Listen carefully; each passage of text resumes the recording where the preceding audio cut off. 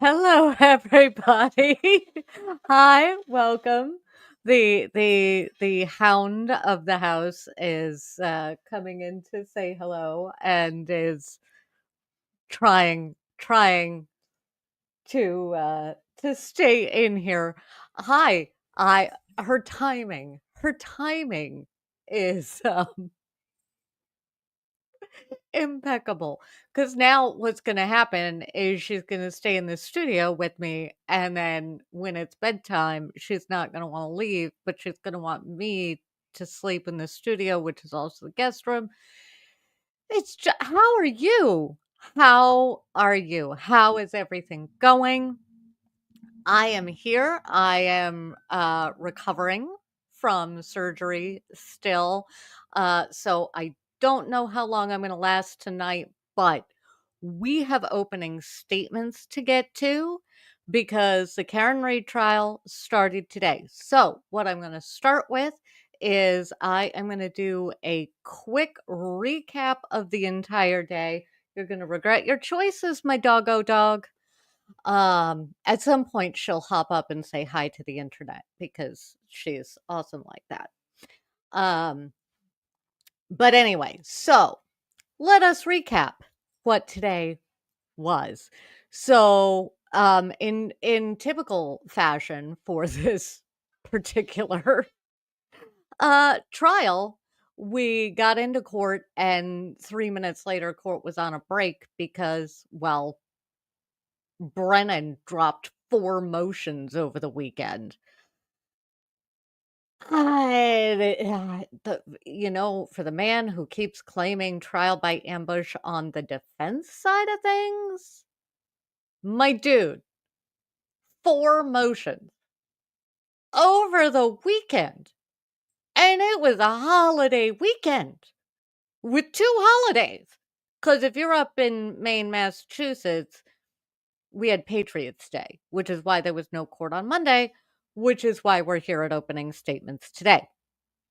So anyway, let's get into it. What we are going to do is I have Judge Canoni here to be my little sound check for court audio, which is promptly going to have to change because Brennan, I don't know, just walked away from the podium because of course he did, thus throwing all tech into complete chaos for those of us who are watching this trial. Now, for some of us, myself included, this is where we all have to take a moment and we have to try really hard to set trial number 1 aside and see if in trial number 2 the prosecution proves their case.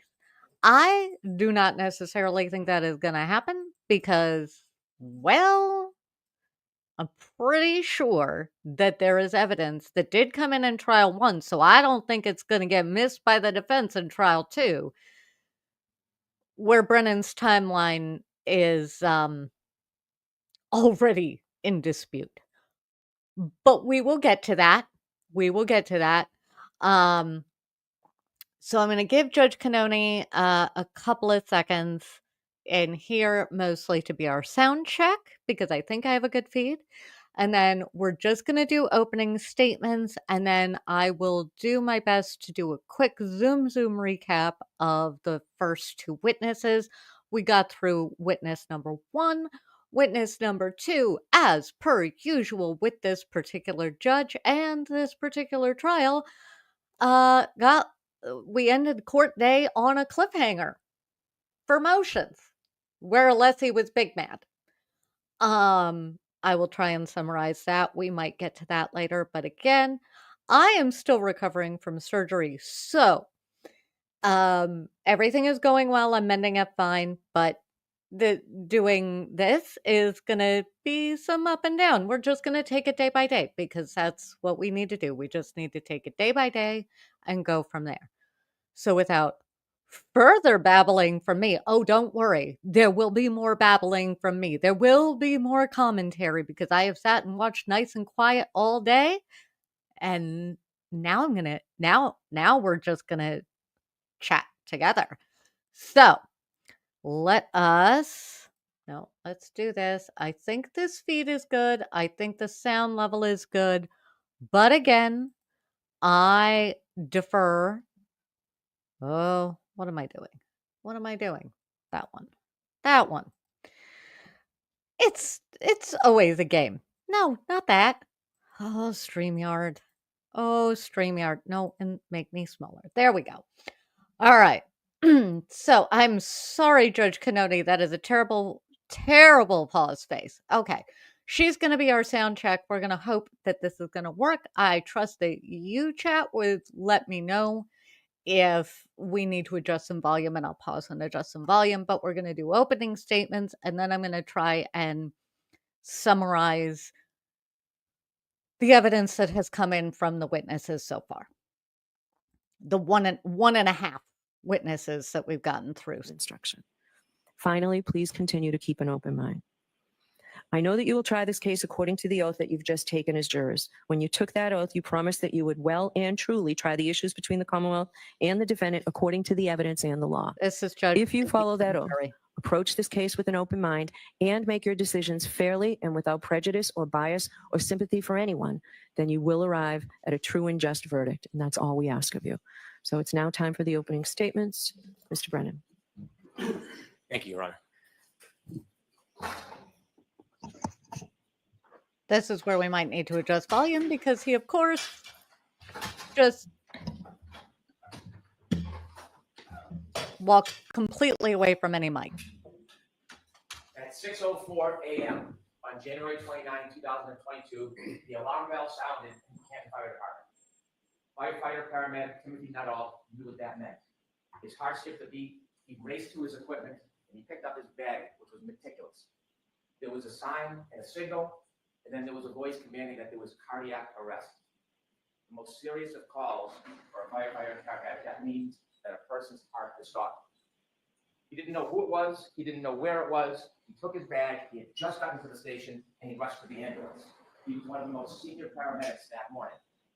Another paramedic, Anthony Flamati, would be running this mission.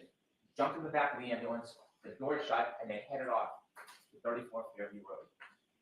As they drove, firefighter Nuttall could not see anything. He couldn't hear anything other than the engine of the ambulance. He could feel it sliding across the road. It was near blizzard conditions. He calmed himself. He steadied himself. This is what the firefighters and paramedics are trained to do, to focus. And he focused on his task. He looked around the back of the ambulance to make sure that all the tools were in place. The ambulance was meticulous as well. This was Anthony Flamati's ambulance, and it was well stocked. He calmed himself, and he thought about what was going to happen. What should he be looking for? What is his next step? He played the scenarios through his mind, and every calm was about him. As the car pulled up to 34th, I will give Brennan this. He's a better storyteller than Lally. The ambulance, he stood at the back door, the doors open, and he stepped out into Bedlam. He could hear a woman screaming and shrieking, the cold, hard air slapping on his face, and the wind, blizzard conditions swirling around him. You will hear him tell you how he trudged towards those screams in the darkness to snow, and when he got there, he saw 3 women surrounding a man lying, not moving on the ground. He walked up to the man, and he reached down, and he tried to find any signs of life, pulse, anything, and he found nothing. And he got up and he walked over to the woman, and he walked over to that defendant, Karen Reed, and he told her that he thinks that that man is gone. And then he heard the yell from Anthony Flamati, the chief, and he said, "Come back, let's go," because you'll learn that in the cold, even if somebody's heart stops, even if they're presumed to have passed, sometimes you can still save a life. So you'll see on a dash cam video, you'll hear through testimony, he went back to that man who's John O'Keefe. He went back to him, and that crew, coordinated effort, they did everything they could to save his life. They got on their knees, they began CPR, and firefighter Nuttall will explain as he kneeled over John O'Keefe. He looked up, and the defendant approached him, and you'll see it on the video. Now, he wanted any information, because when you're trying to save someone, you want to know, are they on drugs, medication, do they have a heart condition? And he looked up at Miss Reed, and he said, "What happened?" And you'll hear her words through firefighter Nuttall. She said, "I hit him, I hit him, I hit him."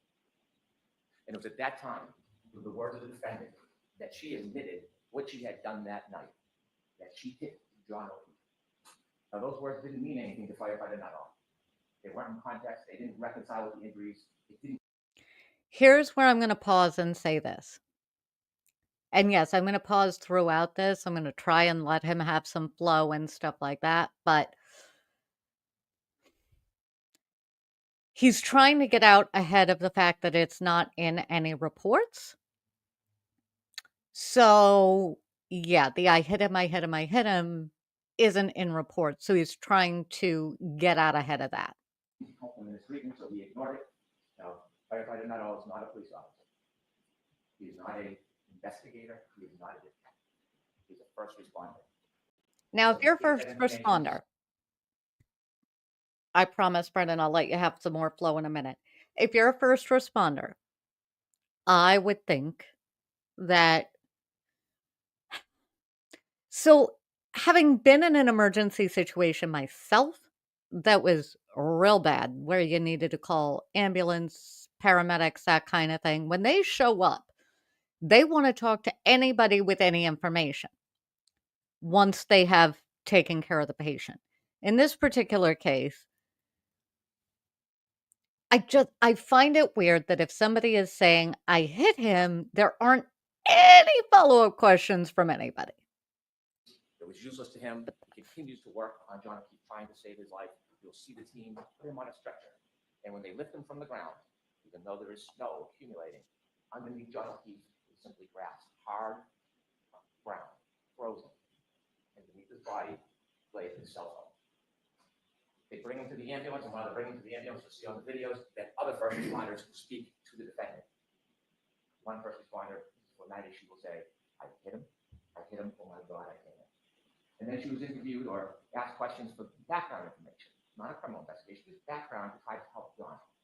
And she was asked questions about his background. And during that conversation, you won't hear see the defendant with a person by the name of Jen McCabe and a firefighter McLaughlin. And she tells Firefighter McLaughlin, the third first responder, I did. They bring Mr. O'Keefe to the Good Samaritan Hospital, and his body is cold. The doctors work feverishly. They treat him, trying to save him. They try to warm his core. And unfortunately, firefighter Nuttall's first instinct is accurate. John O'Keefe passed. So why are we here today? We are here today because John O'Keefe was killed by the actions and conduct of that defendant, Karen Reed. You will learn through this case, through facts, science, and data, you will learn that on January 29th, 2022, when the defendant and Mr. O'Keefe were in front of 34 Fairview Road, all the way to the left side in a dark corner near a flagpole, you will learn that Mr. O'Keefe got out of the car. He got out and he stood by the side of the road after an argument with the defendant. That argument, that anger fueled by heavy intoxication, you will learn from the science and data as he stood by the side of the road, the defendant in her SUV drove away. She drove at least 35 feet away. The argument was over. It had ended. But then she stopped. She stopped. She put the Lexus into neutral, and she waited. And the facts and the science and data will tell you that despite the fact the argument was over, she then put the Lexus into reverse, put her foot on the gas pedal, and began to press, not 25%, not 50%, up to 75% acceleration. There was a light dusting of snow. The Lexus tire spun backwards. She went backwards at least 70 feet. She clipped John O'Keefe. He fell backwards, hit his head, broke his skull. And there he lay at the corner. Pausing for a moment, because if I were sitting in the jury box, I would struggle with this. She drives 70 feet, stops, puts it in neutral. I don't think 34 Fairview is super flat, but maybe it is. I can't remember. Then reverses 70 feet at, I don't even know what speed they're going to say, in a blizzard. Have you tried backing up? Like, have you tried backing up at speed at night in a snowstorm, or just backing up at speed at night ever? It is terrifying, and that's where this kind of falls apart for me, but, it's tough for me. Let me know what you think. This one is tough for me. Fairview Road, on the ground, lying on top of his cell phone, alone. And then the defendant will later tell that when she left, he didn't look mortally wounded. Yet he was. That's Simply drove away. parsing words and taking it out of Before I context, tell and you that's about not the what she data said. and the facts and the science, and I walk you through that, I'd like to tell you a little bit about John O'Keefe. John O'Keefe was a young man, a Good. local kid, very well liked. Well, John O'Keefe is the son of Peggy O'Keefe, John O'Keefe Sr., and the brother of Paul O'Keefe. Grew up in Canton, worked hard, he became a police officer. But what you're going to learn, the fact that he worked for the Boston police officer, as a Boston police officer, was just a fraction of his life. It was a small, really unimportant part, because the biggest part of John O'Keefe is he was a family man. Not in the traditional sense. You see, John O'Keefe never had biological children. John O'Keefe was never married. But John O'Keefe had a sister, and she had 2 children. And when the children were 6 and 3 years old, his sister unfortunately died. And shortly after, his sister's husband died. John O'Keefe was at home. He didn't sit by. He saw these 2 recently orphaned children, and he stepped in and he said he was going to do Yes. So he put aside his career, he put aside his job, and he moved in with the children and raised them up. They were his home. They were his passion, his love. He was a new parent, successes, failures, like all parents. And he raised the children with the help of people in the community, with the help of his brother, with the help of his family. And they led a good life. I will say the kids lose the most in this. These 2 children, at an incredibly young age, lost their mother, then their father, and then their uncle who took them in is killed very shortly after all of that. The kids have been through it, and I'm glad that he brings this up. I'm glad that he talks about John O'Keefe. Kudos to Brennan for that. I'm gonna give him his flowers where he deserves them. But those kids, my heart goes out to those kids. Enter Karen Reed. Around COVID, the defendant and Mr. O'Keefe reacquainted, and they started a relationship. And you'll hear that even though the defendant had her own home, she was staying with Mr. O'Keefe a lot, 4, 5, 6 times a week. And to most of the world, it was a pretty good relationship. They spent time together, they did activities with the children together. She helped with providing the children, feeding the children. It was a steady relationship until about the beginning of 2022. And then things began to unravel. There was tension, there was arguments. In fact, just a few days before this incident, you'll hear that Mr. O'Keefe asked her to leave, but she wouldn't. You're going to be able to read text messages of their conversations on January 28, 2022. You will see the tension and the unraveling of the relationship. You will read about the discord between the defendant and Mr. O'Keefe. You will see that when he would ignore her calls, they would become incessant. When he would try to push away, she would come closer. You will read those text messages, and you will realize that this was the beginning of the end of this relationship. That night, It's complicated. they decided they would go out together. But yeah, the messages aren't great. Data and science before we get to that night. I mentioned that underneath John's body was a cell phone. A cell phone is an amazing piece of technology. Yep. It's like a computer. It carries extraordinary data. And when they found the cell phone, the only container John O'Keefe that night, they studied the cell phone, and there'll be some remarkable data that you will use in this case to find the truth. I want to mention 3 different things you will find in a cell phone that are critical to this case. The first is called location data. Waze we've all heard of, Google Maps. Well, at some point that night, John put his Waze on, and Waze is like a breadcrumb that will show exactly where the phone goes second by second. It is the strongest, most accurate location data that you can have. And that night, the phone itself will have a lot of health data on it. And he is getting to something very interesting.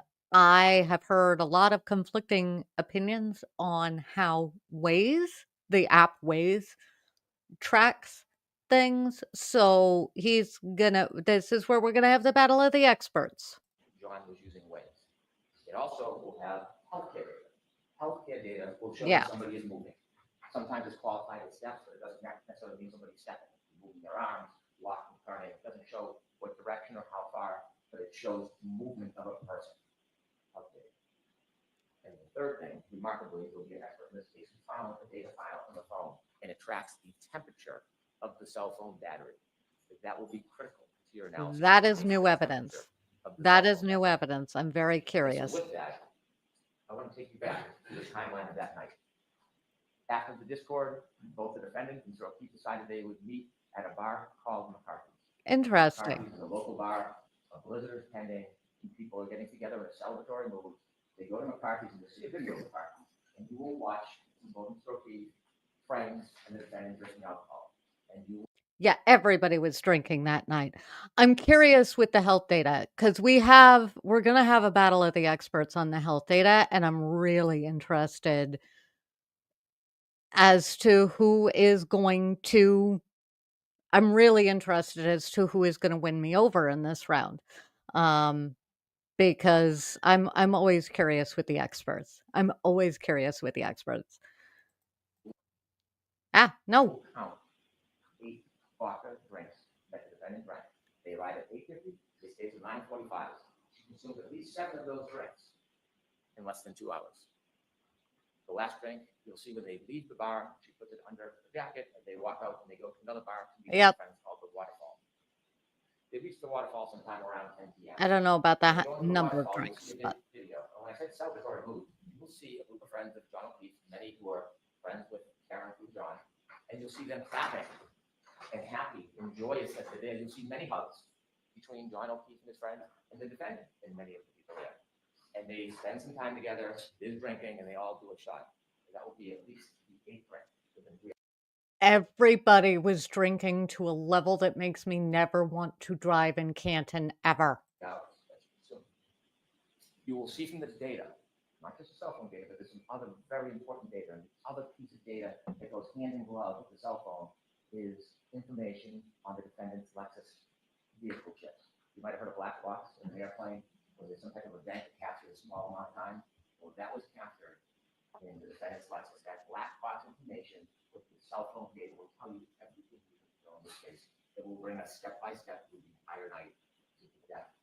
Great, because your trooper couldn't find it the first round. And you'll see that the ignition goes on to the defendant's Lexus. And both John O'Keefe and the defendant in the car, and they decide that they're going to go back to 34th Fairview Road, where we talked about earlier. They're going to go there for a get-together for one of the homeowner's sons who's having a birthday party. And so as they drive back, we'll be able to follow them with this location data. When they go back to Fairview, they don't know exactly where it is, and they get lost. And so John O'Keefe makes a phone call. The phone call with one of his friends, Jim McCabe.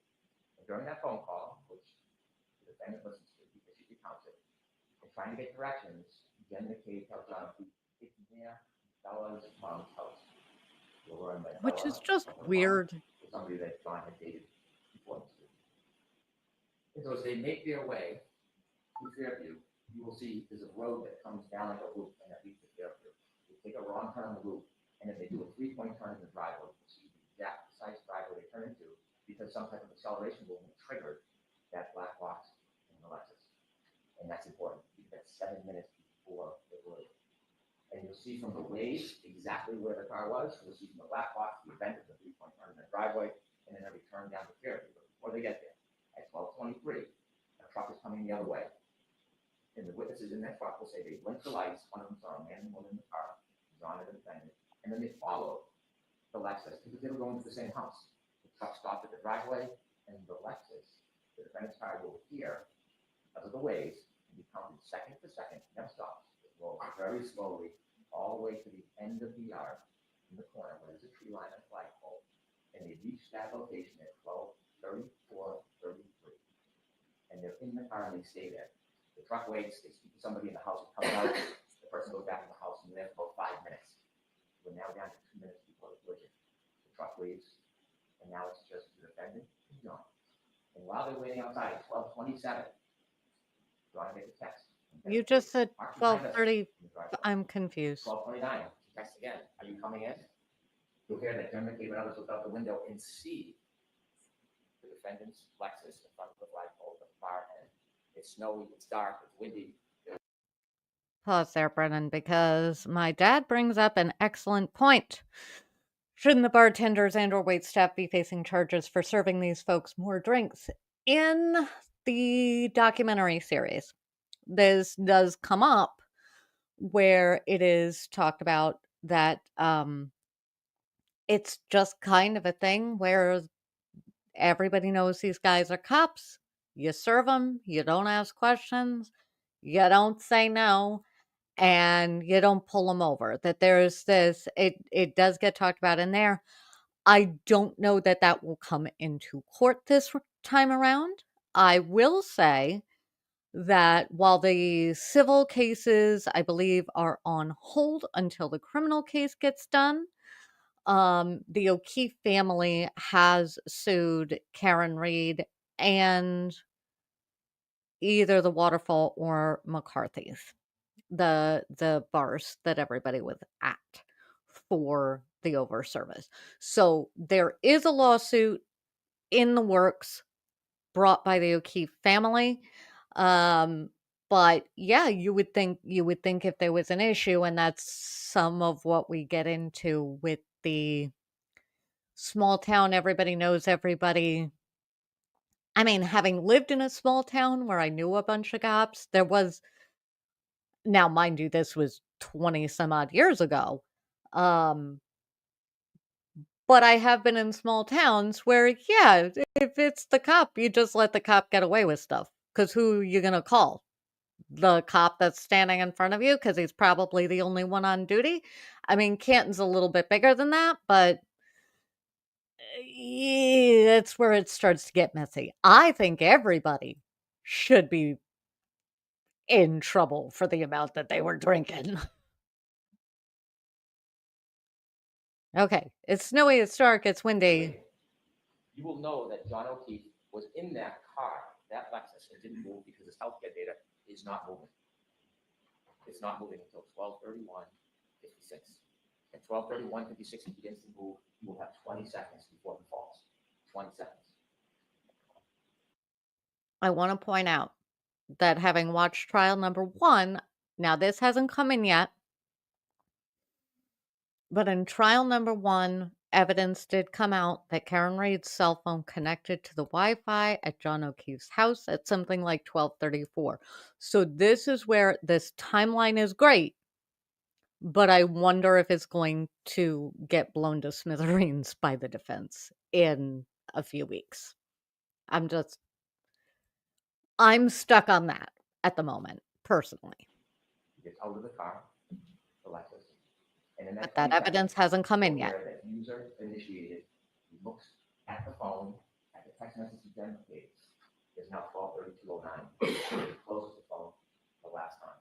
It will be the last time he uses that phone. From the Waterfall bar, you see that he uses that phone.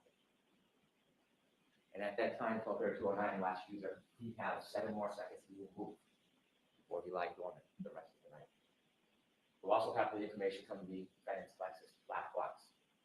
The clocks run differently than 30-second variance, but it's right in the heart of that time. And you will see through the data at that time, when he makes his last movements with the phone, is when her car leaves 34 feet at least, stops, neutral, and then shoots into reverse at the tire spinning right towards him. Right where he got out. You'll know they're arguing because the next morning she tells the firefighter, I'm sad because our last moments were fighting. She drives away. They said she's made later statements that when she left, he didn't look mortally wounded. He lied on the ground on top of his phone, white dusting the snow now picking up. And he was just there. It's 12:37. Now, when he's in the car, before he gets to Fairview, the battery temperature of that phone is 77 degrees. 77 degrees in the one car. Now that he's been outside the car for 5 minutes, drops to 72 degrees. She drives to his house. She makes a phone call at 12:33 after she's left Fairview. She calls again at 12:36. So you just contradict. I need to write these times down. Her voice. She leaves a message. John, I fucking hate you. hear the simmering. And she leaves that message. He lies on the side of the road. He gets another text message. It's unanswered. Where are you? 12:45. Battery temperature 61 degrees. So he gets almost 40 calls from the defendant that night. His phone rings. Yes, she was pissed. You'll hear from an expert that the light never initiates. And then worried. He's gone alone with his only companion, his phone. At 12:53, cell phone drops to almost 60 degrees. 12:59, the defendant leaves another message on John's phone. Now, she hasn't spoken to anybody. Nobody has spoken to her. But her message is out. You'll learn the message says, John, nobody knows where you are. And this is where the plot in the cover-up begins. The evidence will make clear that she knew who was there. But she did. Interesting choice to spin this over onto the, because after in trial number 1, if you watched it, I mean, defense's opening was Karen Reed was framed. That was the opening line. So it's interesting that Brennan is now claiming that she hit him and then tried to cover up the I've heard those texts and those voicemails. I'm sure we're going to hear them again. Yeah. I don't agree with Brennan, but this is the new theory of the She case. did not call 911. She did not go back to him. She did not leave. She didn't call 911 probably because I'm just guessing. If she yeah. An anonymous tip. It's an interesting choice of The words. night wears on. It's now 1:07. Battery temperature 55 degrees. 1:14, she calls her mother. No answer. 1:14:53. Battery temperature 50 degrees. The defendant had healthcare data on her phone as well, and you'll hear that it stops around that time. You'll later learn that she admits to falling asleep with passing out. But then she wakes. 5 o'clock, she is frantic. She wakes up John's niece, and she is unintelligible. She is yelling, she's screaming, she asks for the niece to call Jen McCabe. She calls Jen McCabe, and you'll get Jen McCabe recount. Out of deep sleep, she wakes up and she hears, Jen, Jen, Jen, screaming Jen's Yeah, name. she was John's dead. freaking out. Karen Reed was freaking out in the morning. All down. And then she, what's going on? And she told, well, I left him at the waterfall. At the beginning of the cover. She told Jen McCabe, I left him at the waterfall. Jen called back and says, you saw you up front. You did leave at the waterfall. She hangs up. She then minutes later calls another person, Terry Roberts, a friend of John O'Keefe. Someone who's not friends with the defendant, but they know because they helped raise the kids and they interacted. She had nothing to do with the night before. Wasn't at the bars. Was home with her family. She calls her and says, I think John got hit by a fly. I think he's dead. Now, Terry gets that information, calls 911. I'm going to clarify because the closed captioning has issues with the thick Massachusetts accent. Not that he got hit by a clock, but by a plow. I understand the closed caption problem, but I had to clear that up. She calls hospitals. You can hear her voice. She's concerned. Okay. And then she gets another call from the defendant. And she tells the defendant, come to my house. I will help you look for him. And the defendant says, I was so drunk last night, I don't remember anything. Waiting for her to arrive, she learns she doesn't arrive. Instead, the defendant goes to Jen McCabe's house. Terry Roberts, the other friend, then goes to Jen McCabe's house, pulled behind the car. When she does, she's on Bluetooth, and she can hear the defendant saying, my taillight's broken, my taillight's broken. And she looks, and the snowpack from the right taillight, she can see a piece of the taillight missing. The defendant desperately wants to go to 34th Fairview Road, but Terry Roberts takes over and says, we're going to go back to John's house. Maybe he's in the house and you didn't see him. So both cars, driven by Terry Roberts and then Jen McCabe, with the defendant. Terry Roberts, Terry. Video, we see them go into the house and they look around, and you'll hear about the woman, Jen and Terry, enlisted into this task. Look for John O'Keefe, they cannot find him.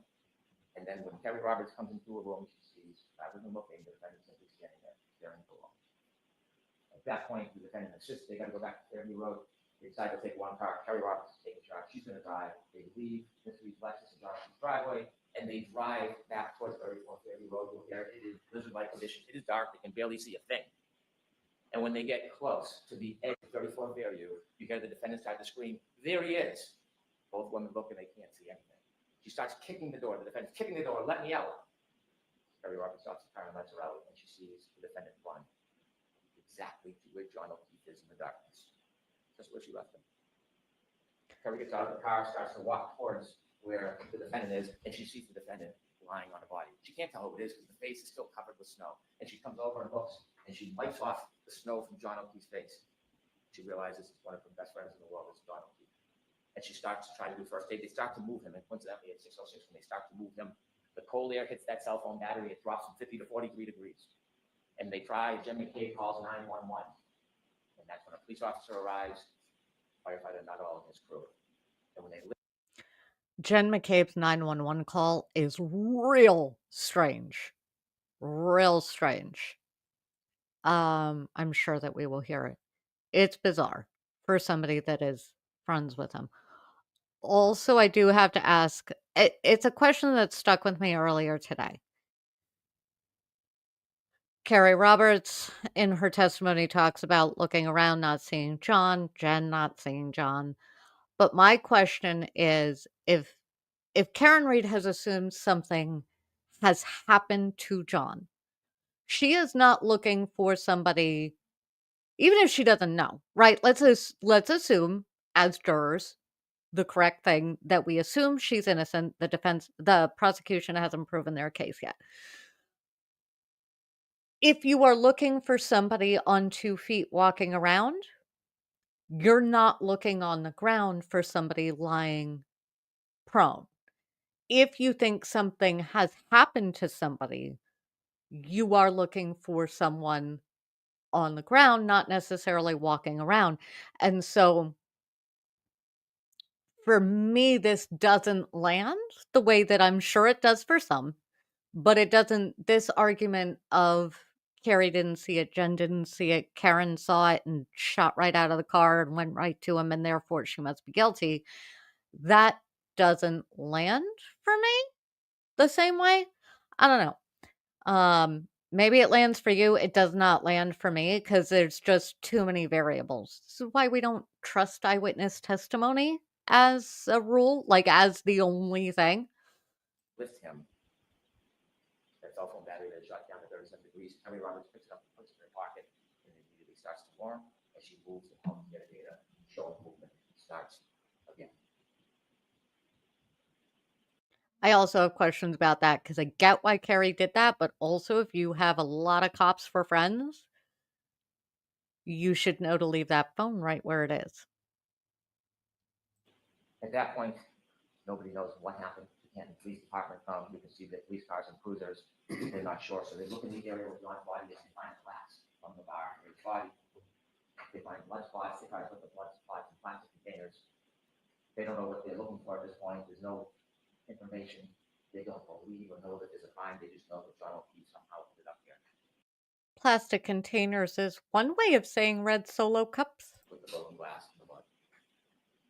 And so that morning, you can see the work of the Canton Police Department try to uncover a little bit around his body to see what they can find, which is very little. And then Terry Roberts goes and picks up Hank O'Keefe, tells him the news, and they go to the hospital. They go to the Good Samaritan Hospital, and Terry Roberts is walking. Hank O'Keefe is going to go see her son, from her husband. And as she walks down the hall, Karen Reed is also in the hospital. See, there was some reports of maybe she was upset or suicidal, so they sectioned her, put her into evaluation to make sure she was safe. You'll hear Hank O'Keefe tell her she walked down the hall to go see her son. The defendant was screaming, "Is he dead? Is he dead?" As she walked by Karen Reed, she stopped and she said, "Karen, what happened?" And you hear that Karen was excited and yelling, "Is he dead?" She stops for a second and becomes stoic. Doesn't say a word. Peggy pays respects to her son, and then she has to go back home because she has to tell the children. Now, while she's out, the Canton Police Department sent an officer to the house to make sure the children are safe because they're alone at their home. And when the officer pulls in, he doesn't notice anything, but you'll see on the dash cam video notices something. That tail light has there's a big missing piece to it. They can't find the children. Ultimately, Peggy comes home, a friend has taken them, and they bring the nephew home, and he is distraught. And then Peggy hears a knock on the door. It is the defendant and her father. They want to come in. They come in, Because she close had the door, stuff there. and they ask, "Can you go upstairs in John's room?" And she's busy consoling her grandson. They go upstairs. They're upstairs for about 15 minutes. They come down. Quickly they leave. Now they got there from the defendant's father drove his wife and the father to that house.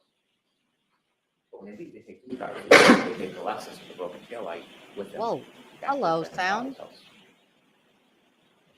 And you learn that when police start getting some of the information, they learn about the broken taillight, they learn information that she had told people that she had hit him. They went down to see her. And on their way down, they decided they would get a warrant to take the Lexus. When they get down to Dayton, where the car is, you'll hear from Trooper Lieutenant who took a look and see the missing piece. They went in and spoke briefly to the defendant. They took the car, they brought it back to Canton.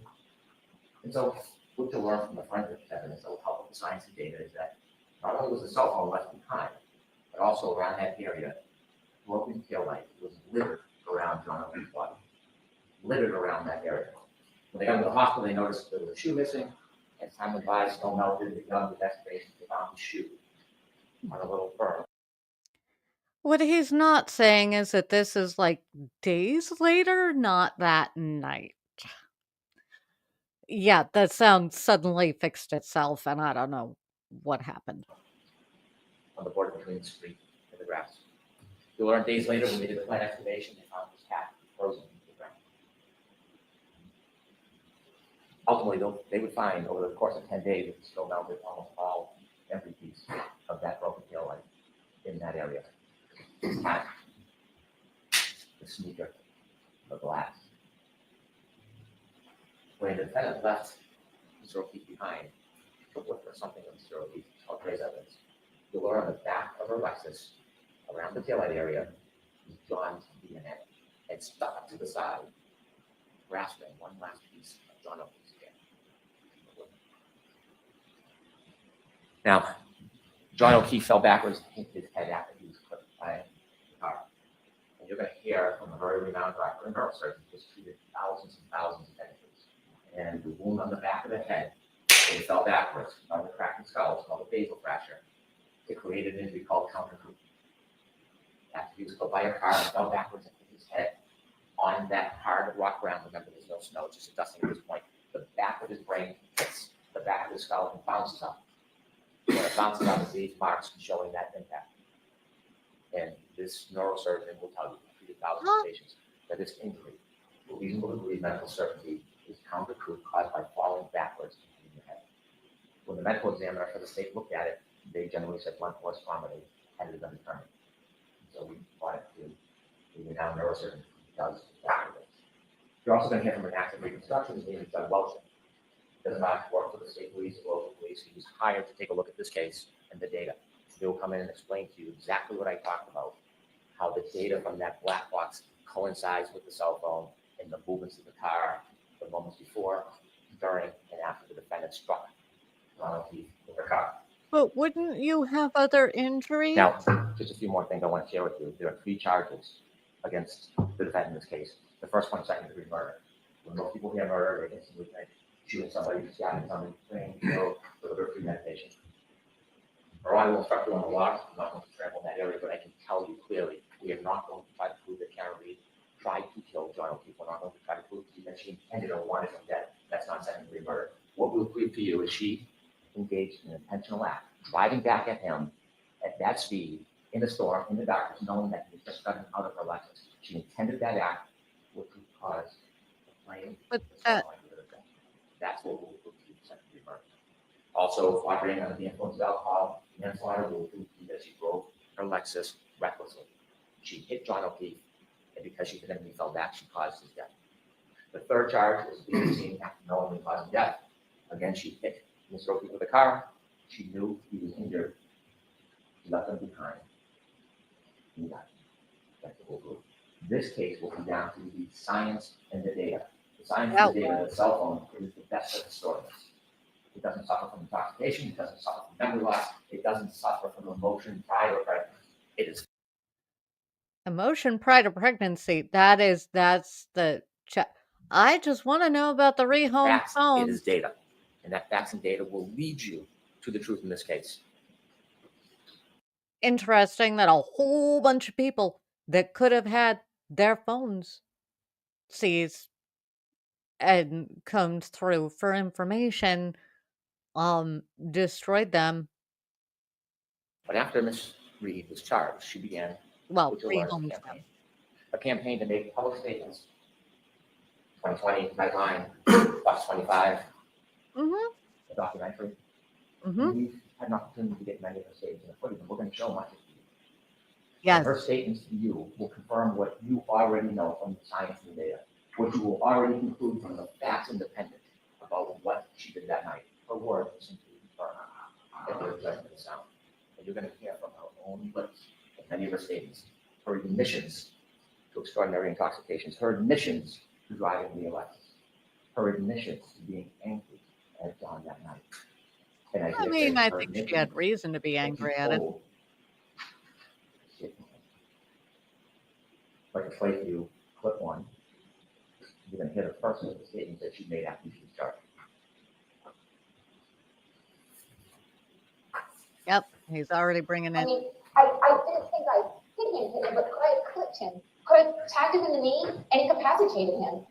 He didn't look mortally wounded as far as I could see, but could I have done something that knocked him out and in his drunkenness and in the cold didn't come to again? And this would have been the moment you dropped him off at the party. Yeah, would have had to.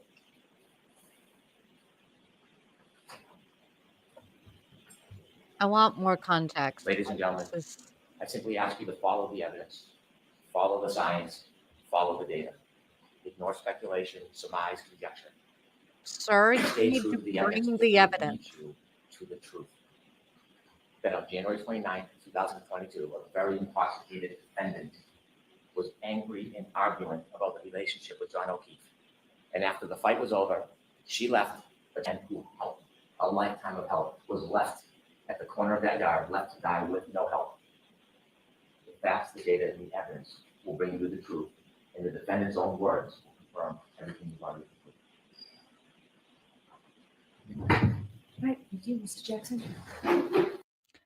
And now we are going to get to the defense. I'm going to swoop before we get to the defense so that when I timestamp, it'll take me a minute to get there. You know me. It's always going to take me a minute. Where did my... Oh, hello. There we go. Swoopity-doop.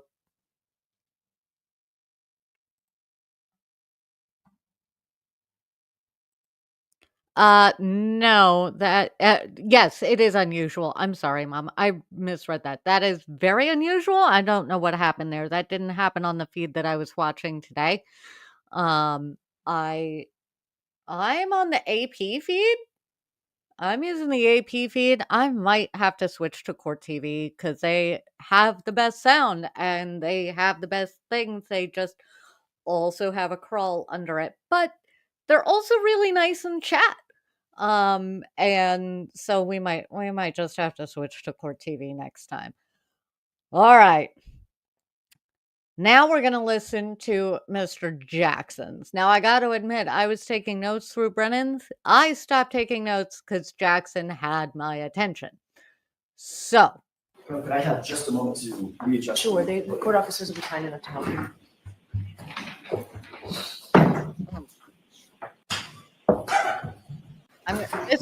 I'm zooming now. 3 points. There we go. Oh, no. Establish above every... There. The evidence in this case will establish above everything else 3 points. There was no collision with John O'Keefe. There was no collision. There was no collision.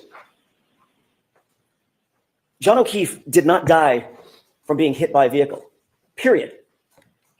The facts will show that. The evidence will show that. The data will show that. The science will show that. And the experts will tell you that. Expert. You'll learn that the Commonwealth has pinned its entire case on a brazen and a flawed assertion that is untethered, unconnected to the facts and to the evidence. And their assertion is contrary to science. Because at the end of the day, folks, there was no collision with John O'Keefe. Leave it to Jackson. So how did we end up here? How does Karen Reed end up sitting in that chair on trial for an event that literally never happened? Well, the evidence is going to explain it. And it can be summed up in the following text message at the very beginning of this investigation. A text message of a now fired Massachusetts State Police officer There it is. named Michael Proctor. He was the lead investigator on this case, and he was talking about a fellow officer, a fellow cop who owned the property where John O'Keefe's body was found. Text message with a buddy. Question, is the homeowner going to catch any shit? Answer, nope. He's a Boston cop too.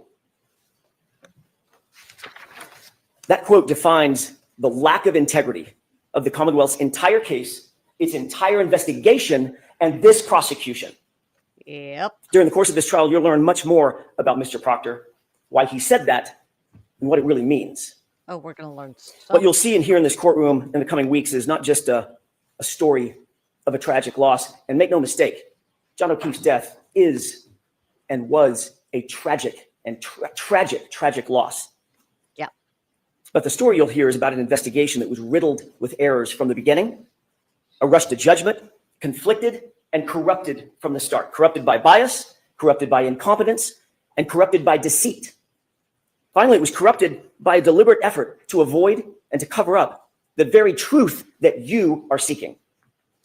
You'll find when you hear the evidence that the Commonwealth's case is the literal definition of reasonable doubt. They won't be able to talk their way out of it. They won't be able to explain their way out of it. They won't be able to excuse their way out of it. And they can't meet their extreme burden of proof, which the court will tell you is beyond any and all reasonable doubt and to a moral certainty. Because, of course, Massachusetts has to take it to a moral certainty. Members of the jury, Karen Reed found John O'Keefe dead on the front lawn of a Boston police officer, Brian Albert, at 6 a.m. on January 29th, 2022. Picture the scene. Blood-curdling screams, ambulances, emergency lights on, fire engines, ladder trucks, paramedics, patrol vehicles, patrol cruisers, police officers, first responders, firefighters, all swarming all over Brian Albert's lawn, literally feet under his bedroom window. Yep. Yet Brian Albert, a sworn peace officer, a first responder himself, never came outside.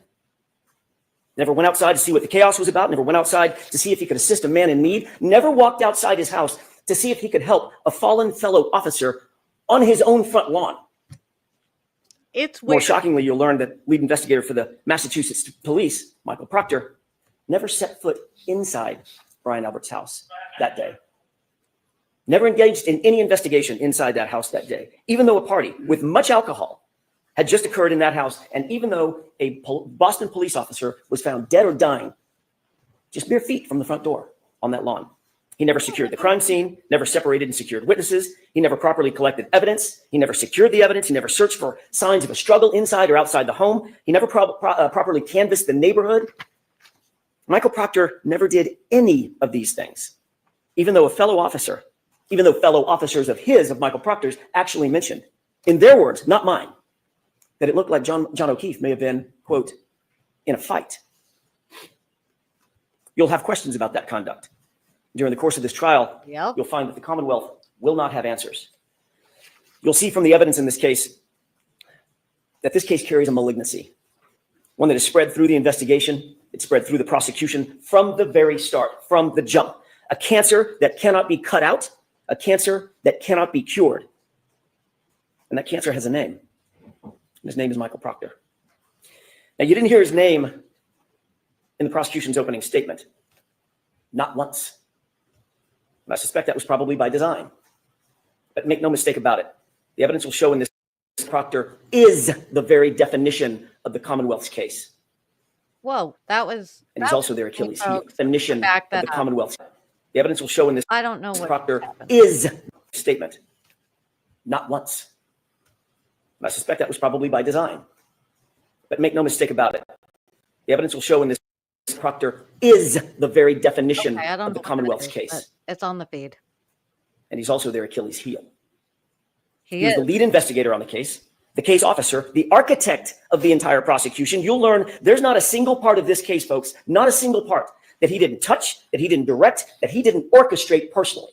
Every single bit of it has his fingerprints on it. You'll learn that Michael Proctor was a longtime family friend of the Alberts. And he's been disgraced by his own agency, not by us, by the Massachusetts State Police. Investigated, suspended, and fired. The evidence will show that Massachusetts State Police found him guilty, found Michael Proctor guilty, being dishonor to the department for his conduct, not in some other case, not in some tangential case, in this case. The investigation of Karen Reed. Conduct that included bias in favor of his friends, the all-powerful Albert family, and bias against my client, Miss Reed, the outsider. You have any idea how hard it is for a state trooper to get fired? The evidence is going to show that Michael Proctor earned it. Every bit of it. You'll hear that within hours of a Boston police officer being found dead on Brian Albert's lawn, Michael Proctor, the lead investigator, who had investigated exactly nothing up to the beginning, made an early pronouncement that Brian Albert himself was not going to, quote, catch any shit, end quote. It's for one reason and one reason only. He's a Boston. I do not know why this is doing that, and I have it on 1.25 speed. I don't know if that's the reason or not. We aren't missing anything. Cop. The evidence will show that Michael Proctor made this statement in a text conversation with his high school buddies. A text he never thought would see the light of day, certainly never thought we would get a hold of. And when he thought no one was looking, he actually said the quiet part out loud. He's a cop too. We'll give him a pass. Yep. You'll learn that Michael Proctor rank has its privileges. And the evidence will show that's privileges that you don't get and I don't get. But apparently a Boston police officer, Brian and his friends. Okay, guys. You'll learn. All right. We're going to see if the other feed is any better. Give me one moment. This is... Well, Whoa, and now my camera's forgotten that I exist. Hey, camera. Come here. We'll do a close-up of my nails because they're awesome while we're having this moment. There we go. It almost remembers that I have a face. Okay. Well, we're gonna see if the other feed is better. Where are we at? 111.40. Let's see. Oh, but we have a completely different set of things here. All right, let's see.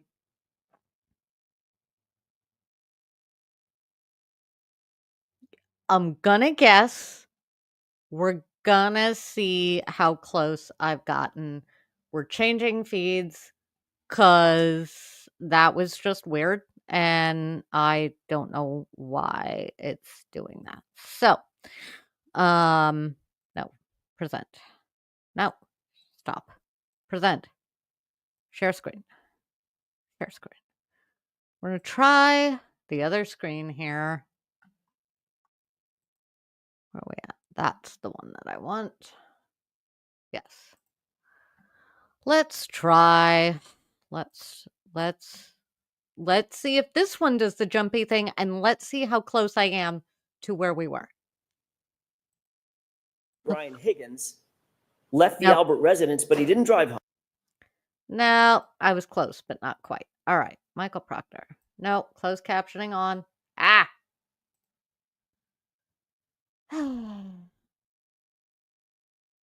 Let's see. We're going to go back.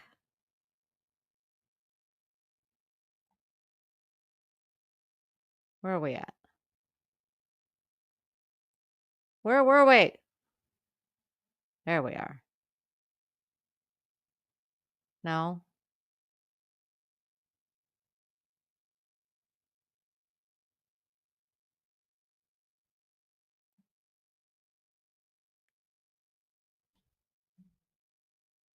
I'm almost there.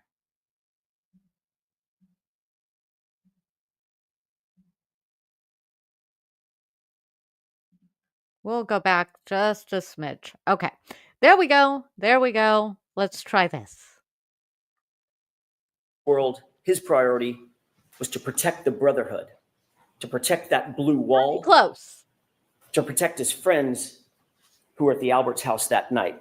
Better sound. I should have gone with more TV the first place. I want to take a step back, if I could, and spend the next few minutes talking a little bit more detail about what the actual facts in this case will show, not based on speculation, not based on surmise, not based on guesswork or conjecture, but the actual true facts that you will learn through the course of this trial.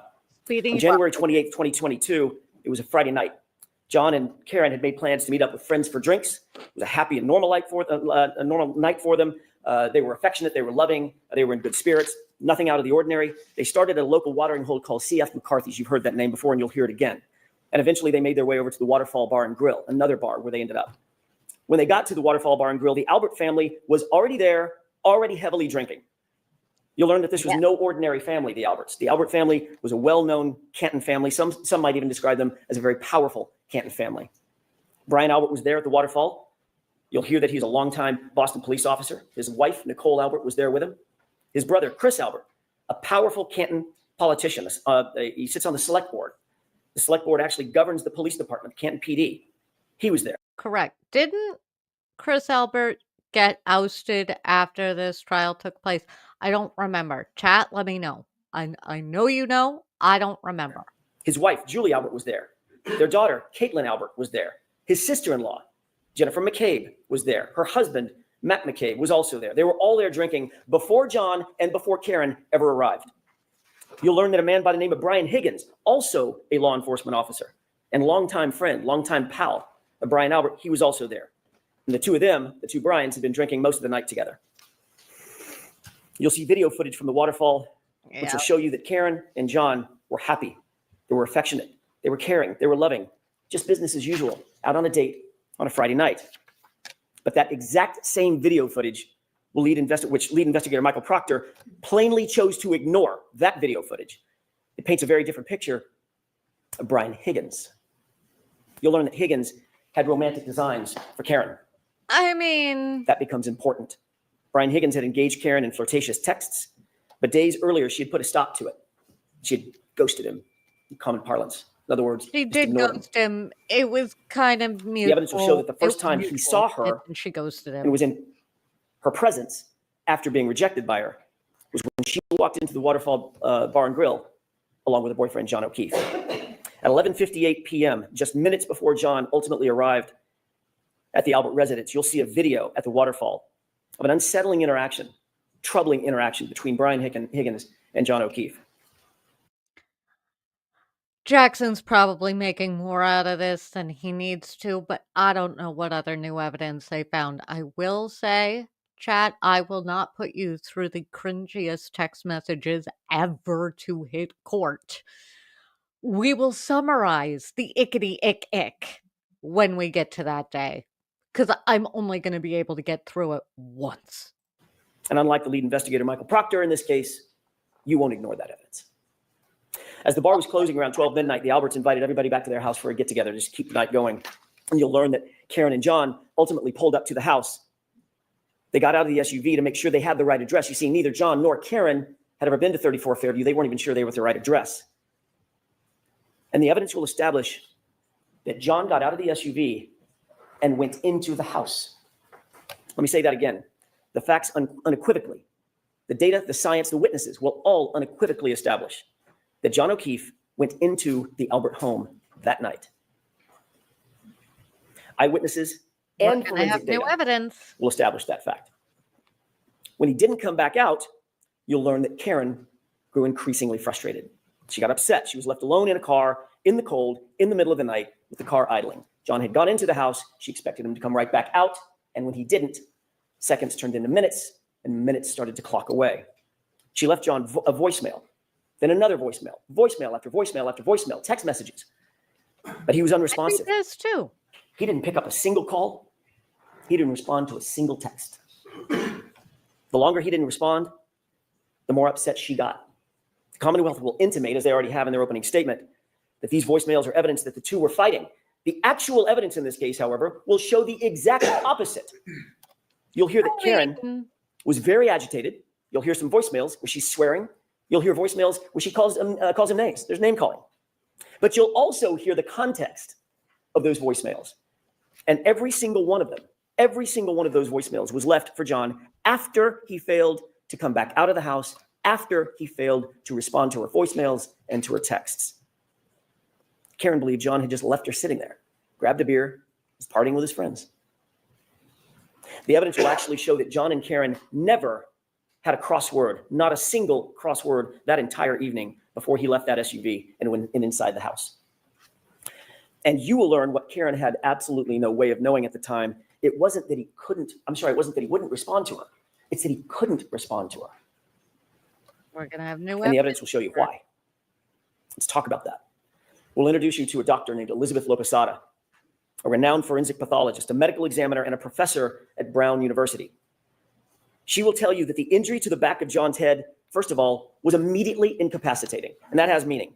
At the moment he suffered that fatal head injury, he couldn't walk, talk, grab his phone, cry for help, nothing. He was completely incapacitated, completely unconscious from the moment he suffered that injury.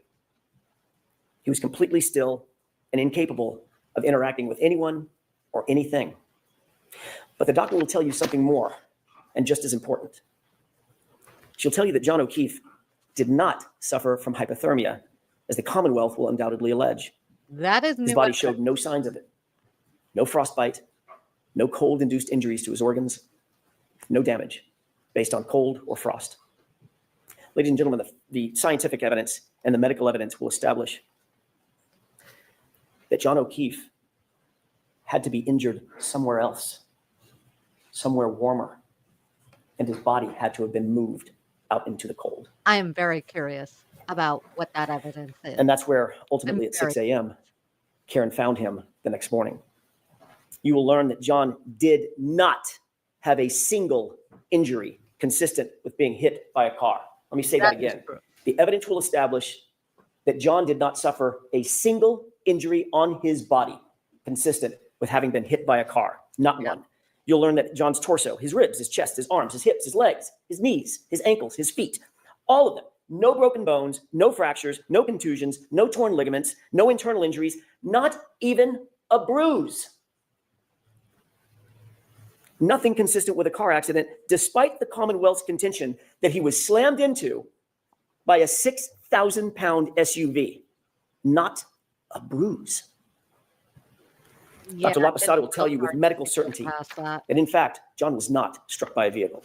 Medically and scientifically, he could not have been struck by a vehicle. Therefore, as I said, there was no collision.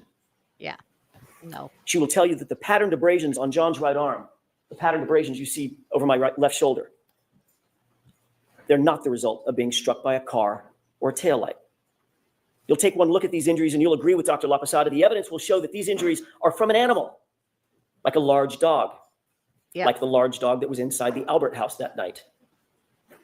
You'll learn that Brian Albert has actually admitted that his large dog, the family dog, is, quote, not good with strangers. And of course, John, never having been to the house before, was a stranger that night.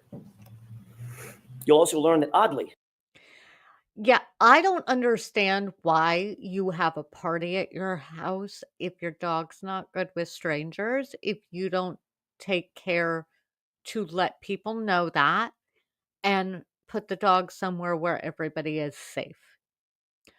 Because nobody talks about that. And as somebody who had a reactive dog at one point, like, this is a thing. You have a process. You tell everybody what the process is so that nobody gets hurt. It's amongst the things that don't add up for me in the Commonwealth's opening or case. But I appreciate Alan Jackson bringing up the dog. Very oddly, after having their family pet for 7 years. 7 years. A short time after this incident, the Alberts got rid of that dog. They called it rehoming her. but she was gone. Yeah. Dr. Laposado will also tell you that the injury to John's head was not the result of falling backward onto a flat lawn, cold or otherwise. Rather, Dr. Laposado will tell you with medical certainty that the injury pattern to his scalp was produced by an impact from a raised or ledged surface, a surface that does not exist on Brian Albert's front lawn where John was found. Right? The medical evidence will establish no hypothermia, no injuries from a car strike, no collision with a motor vehicle. And forensic analysis of John's cell phone, Mr. Brennan mentioned that in his opening statement.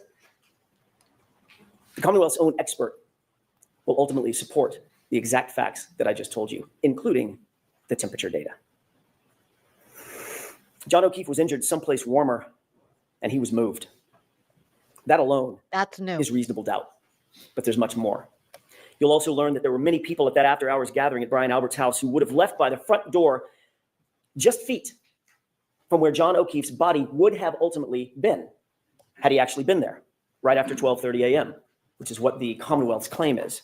There were nearly a dozen people who walked out that front door directly adjacent to the precise spot where John O'Keefe would have been lying. Not a single person, not one, not a single person, saw a 6'2", 216-pound man laying sprawled in the front lawn in dark clothing on a light white dusting of snow. Not one. Then the evidence will also show that every one of those same people drove by that same spot, not walked by it, drove by it to leave the house, and still not one of them saw John laying in the yard when they left between 1 a.m. and 2 a.m. in the morning. But you know who else you'll find never saw a body on that lawn? The snowplow driver, a completely independent witness charged with plowing the streets in Canton that night. You'll hear that Michael Proctor, oh, he's not done yet, Mr. Proctor. You'll hear that Michael Proctor wrote a report where he claimed that Fairview had not been plowed that night. You'll learn that that was completely false. That was a lie.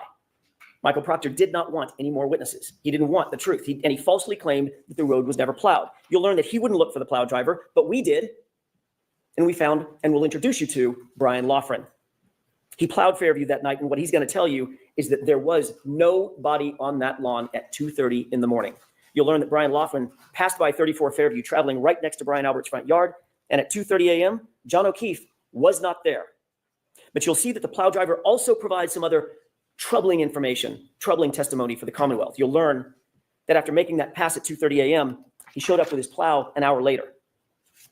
He stopped at the entrance of Fairview. He was looking up Fairview to decide whether or not to plow it, but he saw an obstruction. At 3:30 a.m., he looked down the street, and in the very spot precisely where Karen would later find John's body laying at 6 a.m., there was a car parked in front of it, a Ford Edge. You're going to ask yourself, who's moving the car at 3:30 in the morning into a blizzard on the side of the road? You'll learn that Michael Proctor, the lead investigator, intentionally ignored this fact as well. He did no investigation to find out who owned a Ford Edge. But again, we did. And the evidence will establish that Ford Edge happens to be a favorite model of the Albert family. More than one Albert owned a Ford Edge at the time. You'll learn that those facts will add to the mounting and the overwhelming evidence that there was no collision and John O'Keefe's body was moved onto that lawn. You'll find that this is yet additional reasonable doubt in the case. You'll be introduced to science and physics, even from the Commonwealth's own experts. That science will establish that Karen Reed's SUV was not damaged by hitting a pedestrian, and conversely, John O'Keefe's injuries did not come from being struck by a vehicle. The Commonwealth mentioned triggering events, but what you'll actually learn from the experts, some of them the Commonwealth's own experts, is that a triggering event is not evidence of an accident. It does not evidence a collision. That's why we're here, a collision. Battle of the experts. And there's no evidence of one. Battle of Zero. the experts. You'll also find that those exact sort of triggering events that the Commonwealth will rely on are relatively commonplace on Karen's SUV, and none of them are associated with a claim of a collision.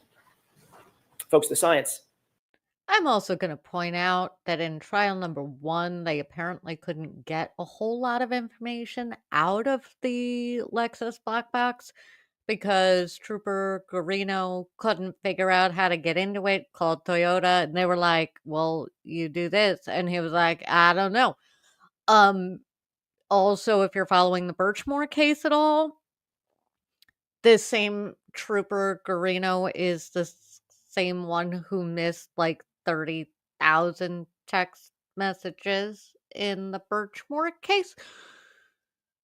So I know that can't come in if you're sitting there on a jury. I realize that. just had to point that out. All right, Jackson, continue. Will not lie, and the physics cannot lie. And that science will tell you with certainty there was no collision with John O'Keefe. Yeah. You'll add that to that rising mountain of reasonable doubt. I want to take you back to the night in question, January 29th, for just a few minutes. Remember, Karen had gone home after dropping off John and John walking to the house. While Karen was asleep at home with John's 13-year-old niece, what were the people who had been at Brian Albert's house that night? What were they doing? While she slept, what you'll find and what the evidence will show is that they were extremely busy. You'll learn that after a long night of heavy drinking, Brian Higgins left the Albert residence, but he didn't drive home. Rather, he drove over to the Canton Police Department, where he kept an office at about 1:25 a.m. Not a Canton police officer, but he kept an office there. Why go back to his office at 1:25 a.m.? Why go back to the Canton Police Department at 1:25 in the morning on the night of a blizzard? You'll learn that while there, Higgins made a call at 1:30 a.m. Higgins will later deny that he made that call. You'll find that curious. And his explanation for that late night visit to Canton PD, you'll find that it changes nearly every time he's asked about it.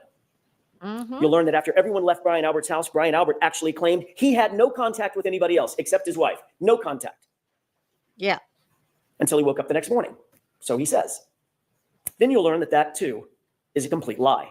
His phone records establish that he placed a call to none other than Brian Higgins at 2:22 a.m. shortly after Higgins completed that late night visit over to Canton PD. You'll wonder, It's weird. what did they possibly need to talk about at 2:22 a.m. that night? The evidence will establish that Brian Albert called Brian Higgins first. Brian Albert then disconnected that call when Higgins didn't answer it. Seconds later, Brian Higgins returned the call.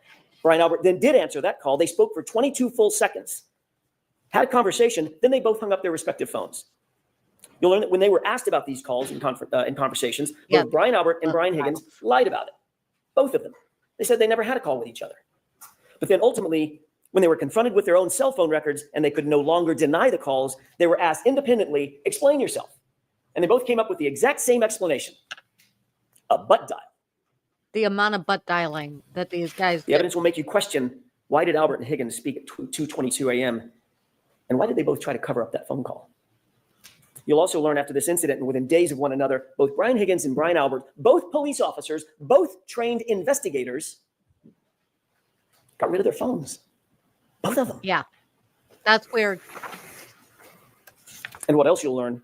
I think they changed carriers too. Like it wasn't just to get rid of the phone. It was Higgins took his to a military base, snapped the SIM card in half, put the phone in like 3 different pieces in a couple of trash cans.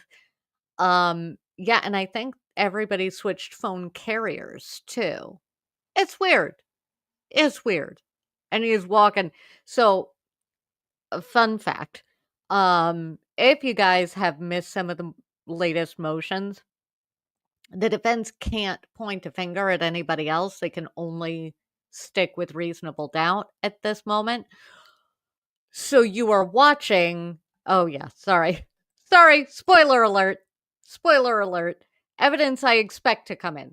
But you are also watching Jackson walk he does walk it, but that man is walking on the thinnest, he is walking on a hair to not bring in third party defense on this. He does it, but it is by a whisper that he succeeds. Brian Albert got rid of. Shortly after this incident, Brian Albert got rid of his house, the whole thing, just sold it. His childhood home, a home that had been in the Albert family for generations. He literally sold it mere months after this incident. Dog rehomed, phones destroyed, house sold. You'll learn that all these things happened shortly after the incident where John O'Keefe was found unresponsive and dying in Brian Albert's front lawn. And you'll also learn that Michael Proctor looked the other way. He did not investigate any of what I'm telling you. He pre-selected Karen Reed from the start. Yeah, he kind of did. And he ignored everything and everyone else. Let's get back to what was happening with the others while Karen slept.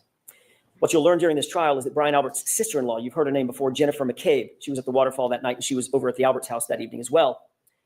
She left the after-hours gathering about 2 a.m., a little before 2 a.m., got home around 2 a.m. And you'll learn that according to the Commonwealth's own evidence, from a forensic software program called Physical Analyzer made by Celebrite, it's considered the gold standard for forensic tools. You'll learn that a Google search was discovered on Jennifer McCabe's phone. A Google search that Michael Proctor and his investigators never revealed to us, but we found anyway. A Google search that was timestamped, according to their own data, at 2:27 a.m., 5 minutes after that 2:22 a.m. call that Higgins and Albert denied having. And that Google search on Jennifer McCabe's phone read, Hoslong to die in cold. Hoslong to die in cold. Now, she misspelled the first word. Hos is supposed to be how, but the meaning's the same. How long does it take to die in the cold? Timestamped 2:27. And then that search was also noted by the same Celebrite program as having been deleted. The evidence will force you to ask, why is there a search on her phone? Why is it logged at 2:27 a.m.? When the Commonwealth claims that she first learned of John's death and where his body was hours later at 6 a.m. It's weird. So what you'll learn is that while Karen slept, here's what was actually happening by some other very busy bees. 1:25 a.m., Brian Higgins makes an unexpected visit to Canton PD. 1:30 a.m., he makes a phone call that he later denies ever making. At 2:22 a.m., Brian Higgins and Brian Albert talk. They both deny and lie about having made that phone call.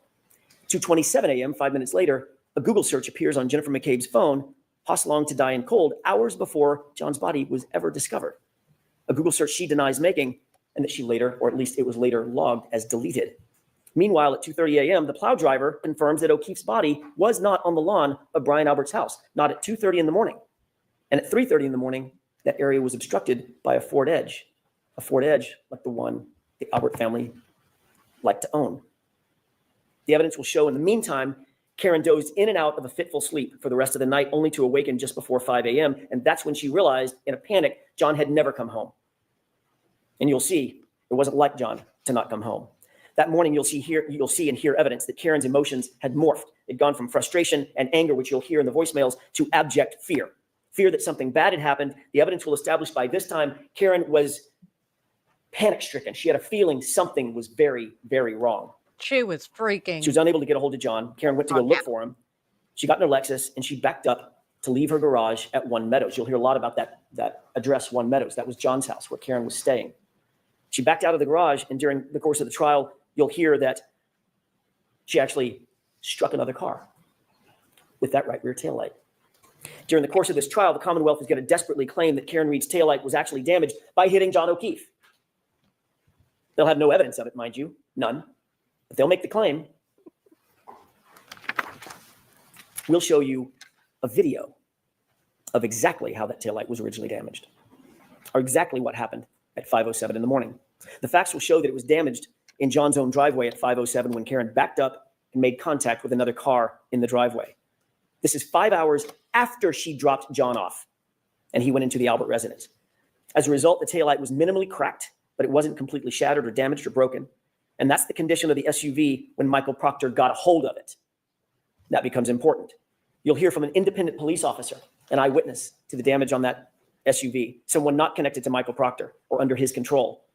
And he'll tell you that he saw the taillight damaged before it was in Michael Proctor's possession, but it was not completely shattered. And you won't have to speculate. I wonder if on the witness list we have added the tow truck driver that brought the car to Canton PD. Like how You that seem taillight got pretty- cracked originally. You'll see it for yourself. It's on video. You'll learn that part of the reason that Karen's Lexus hit that car at One Meadows is because she backed out looking for him at a time when she was absolutely panic-stricken and grief-stricken. Where was John? Why hadn't he come home? What had happened to him? Is he hurt? Is he passed out somewhere? Her mind was reeling. The evidence will establish she wasn't giving anything away. Everything was on the table. What could have happened to John? You'll learn when she woke up and he still wasn't home, she was just racking her brain for what could have happened to him. And she was worried about possibly the worst. He'd gotten out of the car. He'd walked to the house. She was confused. And later, when she found him at 6 a.m. on the lawn, where she last saw him going toward the house, her mind started reeling, oh my God, did a plow hit him? Did I hit him? Could I have hit him? What could have happened to him? And that video clip that you saw, out of context, when she said the words, He did not look like he was mortally wounded. She's not talking about at midnight. She's talking about at 6 a.m. when she found him. That's what she was talking about. Your job will be to make sure that the evidence isn't presented to you too cute by half. Sure. She was saying all those things. Did a plow hit him? Could I have hit him? Did I hit him? She was saying that to herself and to other people. And the Commonwealth, very obviously, will try to seize on that panic and twist this into some admission. But here's the actual truth. That's not a confession. Could I have hit him? Did I hit him? Could a plow have hit him? That's a person trying to make sense of an unexplainable circumstance, a natural concern of a bereaved significant other, a woman desperately trying to piece together what could have happened on this tragic night. John didn't come home. And the evidence will show that Karen Reed never said, I hit him. Never. Not in the background of the 911 recording, not on any dash cam video, not on any audio, not on any police body cam, not to a first responder. It's never mentioned in a single report. It's never reported in a single report from January 29th, not by one person, because it never happened. The evidence will show that the evidence will show that there were at least 13 members of law enforcement or first responders and 2 civilian witnesses that were intently focused on what was happening at that scene. They were all over the lawn. They were all over Karen. Officer Sarath, Mullaney, Good, Lank, EMT Nuttall, Flamati, Kelly, Walsh, Woodbury, Whitley, Becker, Robury, McLaughlin, Carrie Roberts, Jennifer McCabe. They were all there watching and listening. On January 29th, when John O'Keefe was found, not one first responder reported having heard Karen Reed say the words, I hit him. Not one. Not one civilian reported having heard Karen Reed say, I hit him. It's not in any reports. It's not. The facts will show that the first time this improved statement was ever claimed to have been made was some 24 hours later by a single EMT in an interview. Now listen to this. In an interview coordinated by a Canton police detective named Kevin Albert. Brian Albert's brother. And remember, Chris Albert, the other brother, is a board selectman to whom the Canton Police Department reports.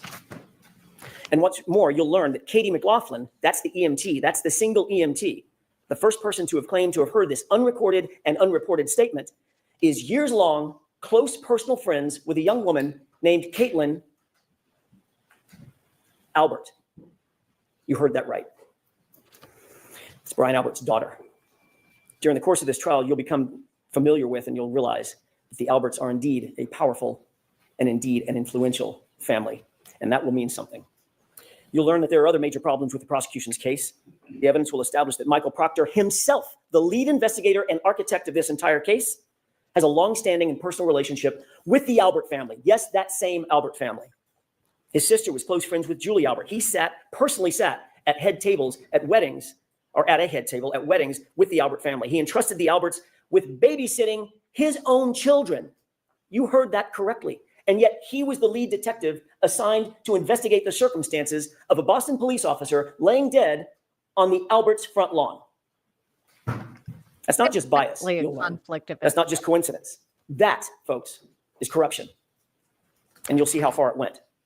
Michael Proctor was alone with all the critical evidence in this case, alone with Karen Reed's phone, alone with John's phone, alone with video footage, alone with the taillight material, alone when he claimed to recover evidence from 34 Fairview. He wrote the search warrants. He transported the evidence. He secured it. He submitted it. He did it all. That's Michael Proctor. And he did it without any reasonable oversight. Yep. You'll see during the trial that he intentionally lied and fabricated evidence during the course of this investigation. He lied in reports, warrants. He lied under oath. He lied about the time that he actually secured Karen Reed's vehicle. Why? Why would he lie about that? The evidence will give you the answer. He lied because he did not want it revealed that he had access to that vehicle and he had access to that taillight before any taillight fragments were found at 34 Fairview. Appreciate that. He had access to the vehicle before a single piece of taillight material was ever found at the scene. You'll find that there were 2 searches. The first and second search found 0. Nothing. Nothing around John's body. Nothing in the street. Not one piece of taillight fragment. But once Michael Proctor had that SUV and had the taillight in his custody and control, suddenly items started magically showing up. And not just a few items. 46 pieces of bright red taillight laying in the snow. Supposedly found in the exact same spot that was searched not once, but twice by independent officers. It came up with 0. To be clear, you'll learn that before Michael Proctor had access to that taillight, not a single piece was ever recovered at 34 Fairview. That will become vitally, vitally important. And what about those shards of plastic, by the way? What about this DNA that the Commonwealth mentioned? They're going to try to dazzle you with talk of DNA because it sounds so scientific. DNA was on the taillight, but you'll learn that there was no DNA on the actual shards that they claim came in contact with John's arm. None. That's odd. There was no blood, no tissue, no skin, no DNA on a single shard of plastic that they claim cut deep abrasions into John's arm, the arm that you saw overhead. The DNA that was actually found, the actual science will show, was found outside of the taillight housing where anyone with access to that vehicle would have touched. And it wasn't just one male's DNA. In that exact same sample, there were 3 men found, John and 2 unidentified males. So unless the Commonwealth is going to shift their theory that that SUV hit 3 men that night, their entire theory falls apart. Don't give them ideas, Jackson. And speaking of DNA, the evidence will further establish that John O'Keefe's shoe, the one that he was wearing when he was found, was sampled. And that DNA revealed 5, count them, 5 unidentified males. Recall that the evidence will establish independently follow that route. that John was injured someplace warmer and had to be moved onto that lawn. 5 unidentified males touching that shoe. You'll also learn that you are not the first person, not the first to hear about the Commonwealth's theory of this case, that John was hit by an SUV. That's their theory. The Commonwealth presented this exact same claim to their own medical examiner, a woman by the name of Dr. Irini Scorti-Bello. And you'll learn that after without saying it, reviewing what's called a law enforcement accident notifier, with law enforcement's theory of the collision written in it, defined in it. After conducting the autopsy herself, after examining John's injuries in detail, she refused to conclude that John's death was a homicide based on the Commonwealth's presentation and their theory. That's right. Yep. The Commonwealth's own medical examiner will not deem the manner of death in this case, a homicide. She won't do it. But they're nonetheless back again trying to present the exact same theory to you in this trial. Again, the evidence will show that that is reasonable doubt. Throughout this trial, the Commonwealth will try to convince you of paranormal events, phones calling themselves, messages deleting themselves, Google searches made and then unmade, evidence magically appearing and evidence magically disappearing. But all that smoke and all those mirrors will not ever reach their burden. Because that's what this case is ultimately about. It's about the Commonwealth's burden of proof. You'll learn that during the trial, the Commonwealth bears the highest burden known to our justice system. They must prove every element of every charge beyond a reasonable doubt and to a moral certainty. And you'll learn that moral certainty means the highest level of certainty known in human affairs. It's not a small thing. They're not going to be able to do that. Not when every piece of this case was handled by a disgraced investigator with a motive to protect his friends, not when the physical evidence contradicts their very theory, not when their own medical examiner won't call this case a homicide based on the exact theory that they're presenting to you, not when the conduct of those in the House and the utter lack of investigation speaks volumes about those who actually have something to hide. By the end of this trial, you'll conclude that Karen Reed is not guilty of hitting John O'Keefe with her SUV. There was no collision. She's the victim of a botched and biased and corrupted investigation that was never about the truth, folks. It was about preserving loyalty. You'll find that this case is the very definition of reasonable doubt. And at the end of this trial, we'll ask you to return the only verdicts, all 3 of them, that are consistent with the evidence, the science, the truth, and justice. Not guilty, not guilty, not guilty. Thank you. Thank you, Mr. Jackson. Folks, why don't we take our morning recess? Okay. So I'm going to swoop and then recap a little bit of the testimony of Timothy Nuttall and Carrie Roberts. And then we have been here for an hour and a half. You know, I try to keep things shorter, but you know what? We're in trial. So make sure you have your snacks when you join us. Make sure you've got backup beverages because streams are going to get longer. So let me swoop and then we will wrap up for the evening and continue on. So that was opening statements. That's what I wanted to cover. I did have them both at 1.25 speed. So if you go to listen back and you feel like Hank Brennan is just going way too slow, speed him up. I'm surprised I was able to have Jackson at 1.25. Usually, a lot of times I'll put Brennan on 1.5 myself if I can. But Jackson he speaks a little too fast. He's like me. So if you put him on 1.5, you're like, whoa, no, slow down. So the rest of the day, I'm just gonna sum up. We had EMT Nuttall. We might revisit that on a longer recap. If you want me to, let me know in the comments. Because he's the my cousin Vinny moment from trial number 1. And it's interesting to see him testify. In trial number 1, I thought his testimony was very credible. Generally, I liked him. I believed that he was telling at least what he thought was the truth. It is interesting to see him take the stand again in trial 2. Now, if I were sitting in the jury box, I would have to leave trial 1 alone in a box, not bring it in. But I will say in trial number 2, when he gets asked about the statements of I hit him, and him hearing that, his whole demeanor changed pretty rapidly. It was an interesting shift. Anyway, at some we might take a look at that. That might be an interesting moment to look at. But he was the first witness called by the prosecution because he was one of the EMTs. He was one of the guys that Brennan talked about in his opening statement. And he claims to have heard the I hit him statement that morning. They do show some video from there, from that morning, dash cam footage, which is horrendous.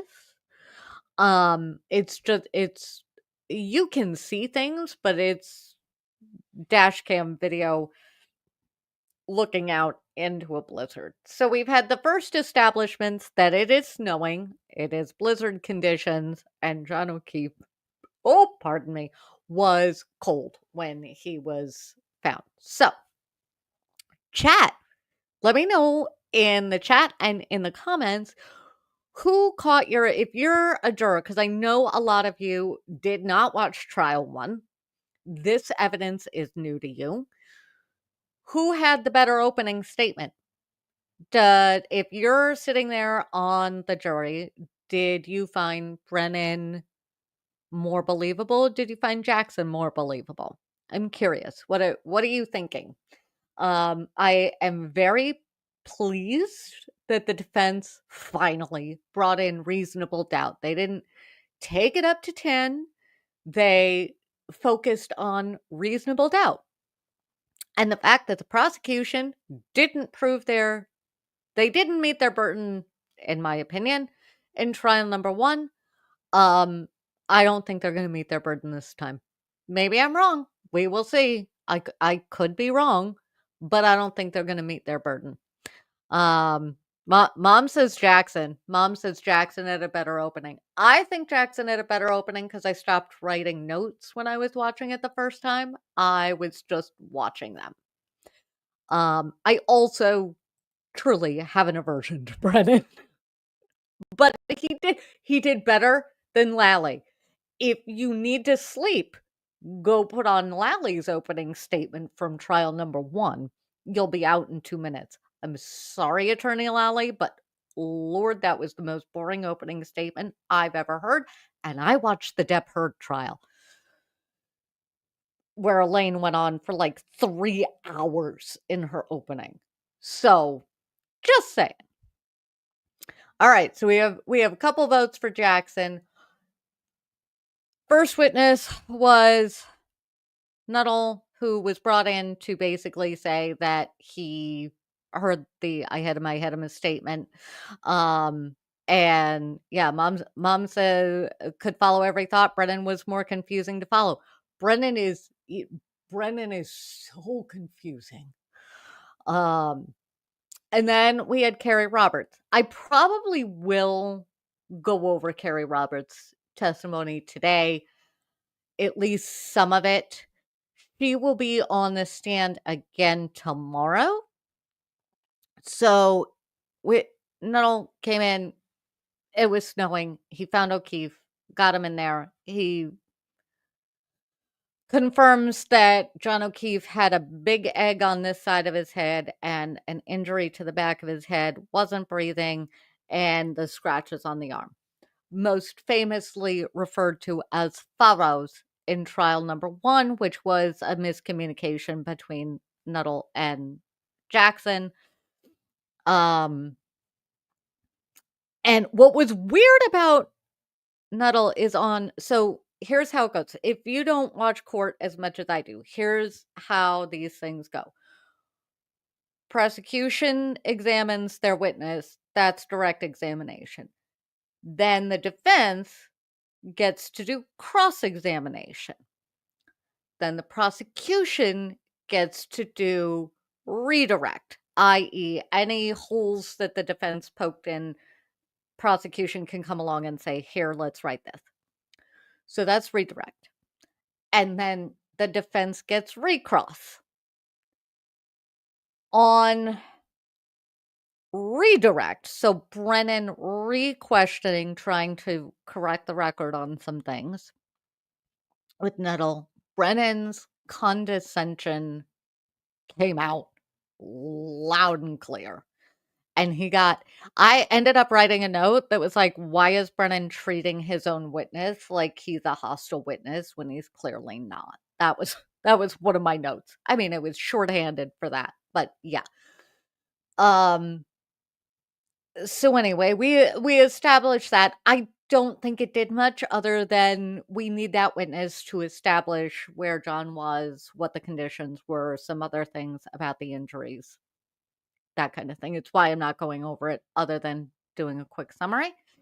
And then oddly enough, the next witness called was Carrie Roberts. We are partway through her direct examination, so Brennan questioning her about that morning in question.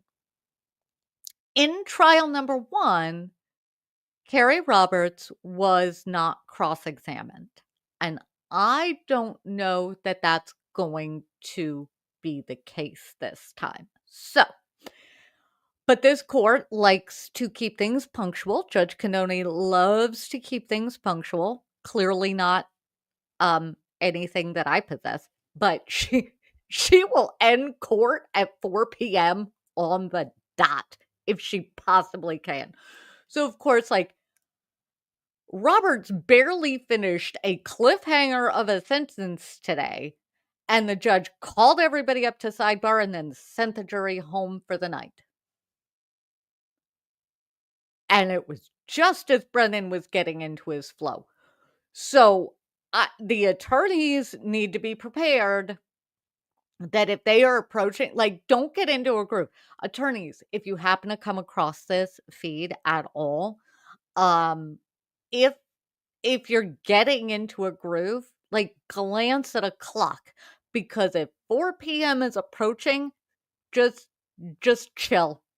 Just chill. Do not continue, because she will cut you off and you know it. And most of the rest of us are like, why are we ending on a cliffhanger? This is crazy. So anyway, we ended on a cliffhanger. Tomorrow morning, Carrie Roberts will be back on this stand.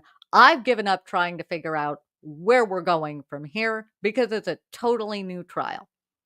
I'm trying very hard to leave my mind open and let the prosecution bring in the evidence. But, one note.